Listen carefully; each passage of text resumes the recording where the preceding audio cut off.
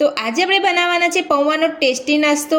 આ પૌવાનો ટેસ્ટી નાસ્તો તમે ઘરે ઇન્સ્ટન્ટ બનાવીને ખાઈ શકો છો। તો ચલો આપણે પૌવાનો ટેસ્ટી નાસ્તો બનાવવાનું શરૂ કરીએ। તો પૌવાનો ટેસ્ટી નાસ્તો બનાવવા માટે સૌથી પહેલા આપણે અહીંયા 1 વાટકી જાડા પૌવા લીધા છે। તો પૌવાને આપણે અહીંયા ધોઈ લઈશું।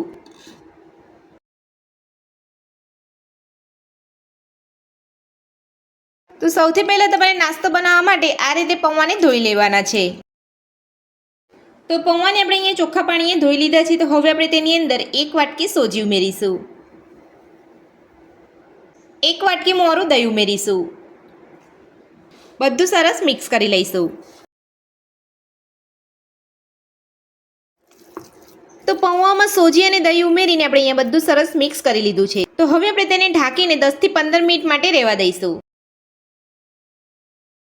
પૌવાને ઢાંકી અહીંયા 15 મિનિટ જેટલો સમય થઈ ગયો છે। તો હવે આપણે ચેક કરી લઈશું। તો અહીંયા બધું જ એકદમ સરસ અહીંયા ફૂલી ગયું છે। તો હવે આપણે તેની અંદર બાકીના મસાલા ઉમેરીશું। અડધી ચમચી જેટલા રેડ ચીલી ફ્લેક્સ ઉમેરીશું, સ્વાદ પ્રમાણે મીઠું ઉમેરીશું, ઝીણા સમારેલા લીલા ધાણા ઉમેરીશું। હાથની મદદથી બધું સરસ મિક્સ કરી લઈશું।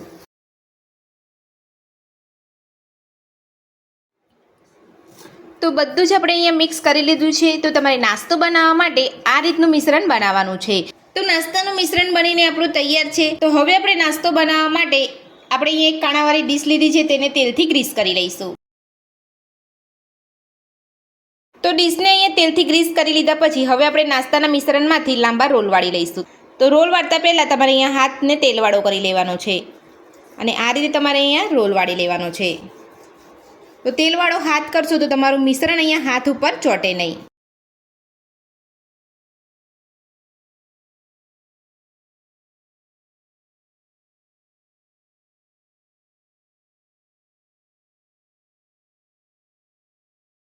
તો આ રીતના રોલ તમારે અહીંયા વાળી લેવાના છે।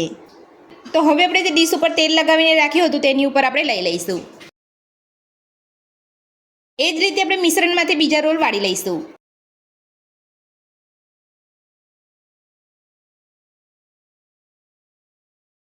તો નાસ્તાના મિશ્રણમાંથી આપણે અહીંયા બધા જ રોલ વાળી લીધા છે। તો હવે આપણે તેને બાફી લઈશું। એ રોલને બાફવા માટે આપણે અહીંયા કુકરની અંદર પાણી ગરમ કરવા મૂકી દીધું છે અને પાણી પણ આપણું અહીંયા સરસ ગરમ થઈ ગયું છે। તો હવે આપણે જે રોલ વાળીને રાખ્યા હતા તે ડીશને આપણે અહીંયા કુકરની અંદર લઈ લઈશું। તો હવે આપણે કુકરનું ઢાંકણ બંધ કરી અને ગેસની ફૂલ ફ્લેમ પર 8 થી 9 મિનિટ માટે રોલને બફાવા દઈશું। તો 8 થી 9 મિનિટ જેટલો સમય થઈ ગયો છે। તો હવે આપણે ચેક કરી લઈશું। તો ચપ્પુની મદદથી આપણે અહીંયા ચેક કરી લઈશું।